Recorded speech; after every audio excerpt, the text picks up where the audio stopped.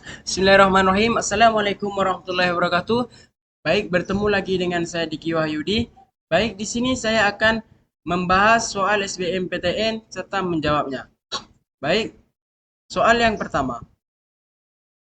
Arus globalisasi terkadang yang berdampak negatif bagi generasi muda. Salah satunya adalah tantangan kerentanan munculnya paham sekularisme, yakni sebuah ideologi yang mengatakan bahwa unsur-unsur yang ada di dalam agama tidak boleh dimasukkan dalam kehidupan dunia lain seperti politik, ekonomi, negara, jual beli, dan lain sebagainya. Secara sederhana, paham ini adalah sebuah paham yang memiliki percayaan bahwa terdapat perbedaan yang teramat jelas antara lain atau unsur-unsur dalam agama dengan kehidupan duniawi, sehingga keduanya tidak boleh atau tidak bisa digabungkan atau disatukan. Fenomena ini tentu saja dapat mengarah pada munculnya masalah sosial lain, seperti banyaknya individu yang melakukan tindak perilaku tidak terkontrol, yang berpotensi menimbulkan konflik antar individu atau antar kelompok.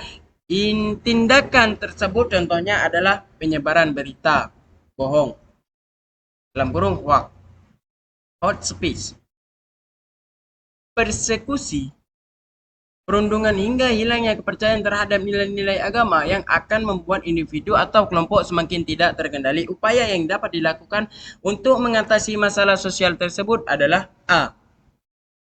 Meyakinkan generasi muda bahwa agama dan kehidupan moral dunia dapat berjalan bersebaran tanpa harus menghasilkan konflik di dalam kehidupan masyarakat.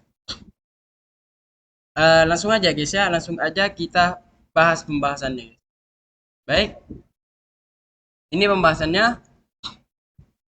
Lembaga agama adalah salah satu lembaga yang hadir dalam kehidupan masyarakat. Seorang tokoh sosiologi bahkan membahas secara khusus mengenai lembaga agama.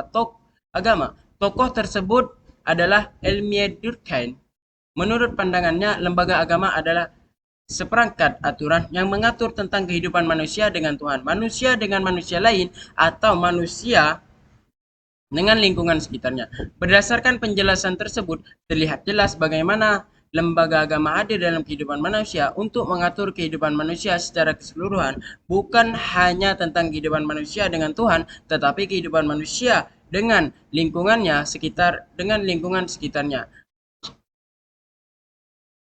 Hadirnya penjelasan tersebut menunjukkan bagaimana peran lembaga agama dan nilai-nilai dalam agama tidak bisa dipisahkan dari kehidupan manusia bahkan secara dunia. Agama menyatu dalam setiap kehidupan manusia tanpa terkecuali.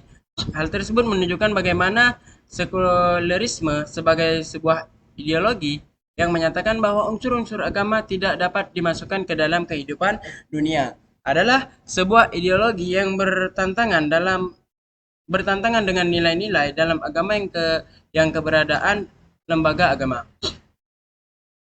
Melihat penjelasan mengenai sekularisme yang memisahkan antara kehidupan duniawi dengan nilai atau unsur-unsur dalam agama dan apa saja dampak berupa banyaknya masalah sosial yang dapat dihasilkan mengharuskan lembaga agama melakukan upaya untuk bisa mengatasi permasalahan sosial tersebut. Beberapa upaya yang dapat dihasilkan di antaranya adalah meningkatkan perannya dalam memberikan identitas keagamannya kepada masyarakat sehingga masyarakat tetap mengakui agamanya dan segala nilai baik-baik dalam agamanya.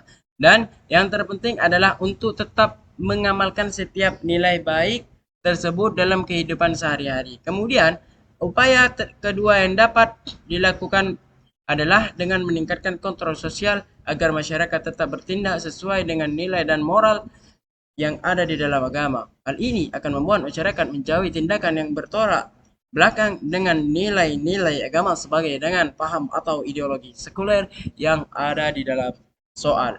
Maka jawaban yang tepat adalah B. Lanjut soal yang kedua.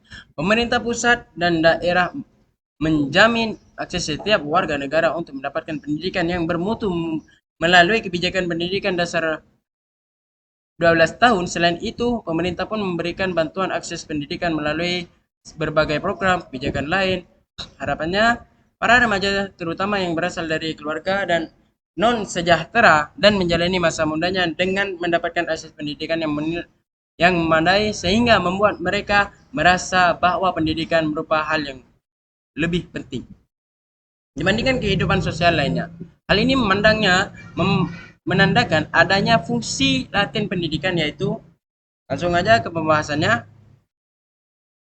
Beberapa faktor yang mengaruhi terjadinya pernikahan dini adalah faktor pendidikan rendah, faktor kebutuhan ekonomi, dan faktor kultur nikah muda. Kebijakan pemerintah untuk menekan angka pernikahan dini melalui pendewasaan usia perkawinan anak diantaranya wajib belajar 12 tahun. Beberapa program untuk mengawali pendidik dasar 12 tahun ini sudah dilakukan oleh pemerintah, terutama bagi keluarga non sejahtera, misalnya melalui program Indonesia Pintar PIP, Kartu Indonesia Pintar. Maaf guys ya, bukan PIP, ini salah nulis ini guys. KIP, Kartu Indonesia Pintar. KIP, Bantuan Operasional Nasional Siswa, BOS, dan bantuan apa itu BOS? Bantuan Operasi Siswa Daerah, BOSDA. Fungsi laten lembaga pendidikan adalah sebagai berikut. Mari pengendalian orang tua melalui pendidikan. Orang tua menimpahkan tugas dan wewenangnya dalam pendidikan anak kepada sekolah. Jadi jawaban yang tepat adalah A. Oke, langsung saja. Terima kasih, semoga bermanfaat. Apabila ada kesalahan mohon dimaafkan. Wassalamualaikum warahmatullahi wabarakatuh.